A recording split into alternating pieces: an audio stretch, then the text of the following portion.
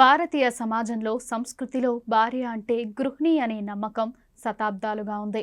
ఇక భార్య అంటే తన కోసం కంటే తన కుటుంబం కోసం, కుటుంబ శ్రేయస్సు కోసమే ఆలోచించాలి అని అనుకుంటూ ఉంటారు.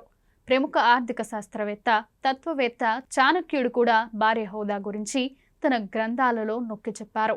భార్యాభర్తల సంబంధం గురించి చాణక్య నీతి చాలా ముఖ్యమైన బోధనలను అందించారు.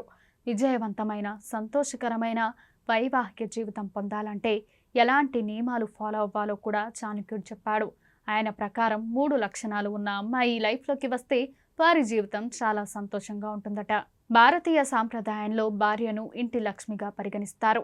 ఆమె గృహ శ్రేయస్సు, ఆనందానికి చిహ్నంగా పరిగణిస్తారు. భార్య తెలివైనది, సహనం, కర్తవ్యం కలిగి ఉంటే ఆమె కుటుంబంలో ఆనందం, శాంతి, శ్రేయస్సును కలిగిస్తోంది.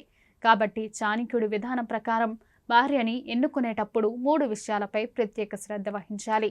లేదంటే రిలేషన్షిప్లో ఒత్తిడి, సమస్యలను ఎదుర్కోవచ్చు.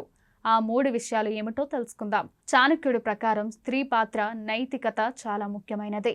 భార్య స్వభావంగా, స్వచ్ఛంగా, నైతికంగా ఉంటే ఆమె కుటుంబానికి వెన్నెముకగా మారుతుంది. ప్రతి పరిస్థితిలో తన భర్త కుటుంబానికి మద్దతు ఇస్తుంది. భార్య ఆదర్శ ప్రవర్తన ఆమె భర్త కుటుంబ గౌరవాన్ని కాపాడుకోవడానికి సహాయపడుతుంది. ఒక స్త్రీ లక్షణం లేకుంటే లేదా ఆమె నైతిక విలువలు బలహీనంగా ఉంటే అది కుటుంబాన్ని ప్రభావితం చేస్తుంది. అది తర్వాత సంఘర్షణ, సంబంధంలో విచ్ఛిన్నాన్ని దారితీస్తుంది. కాబట్టి పెళ్లికి ముందు ఈ విషయంలో శ్రద్ధ పెట్టడం అవసరం.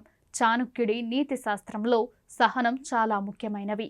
సహనం ఉన్న భార్య ప్రతి కష్టాన్ని ధైర్యంగా, తెలివిగా ఎదుర్కోగలదని చాణక్యుడు చెప్పాడు.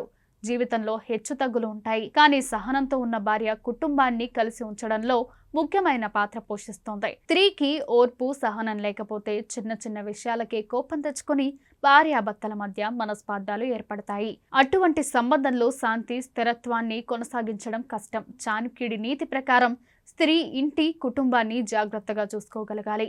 కుటుంబ అవసరాలు, సమస్యలను అర్థం చేసుకుని వాటిని పరిష్కరించే సామర్థ్యం ఆమెకు ఉండాలి. ఇంటిని చక్కగా చూసుకునే భార్య కుటుంబానికి ఆనందం, శాంతిని కలిగిస్తుంది. ఒక స్త్రీ ఇంటి కుటుంబ బాధ్యతలను సరిగ్గా నిర్వహించలేకపోతే అది తర్వాత సంబంధంలో ఒత్తిడి, సంఘర్షణకు దారితీస్తుంది. కుటుంబం సరిగ్గా లేకుంటే జీవితంలో సమస్యలు పెరుగుతాయి.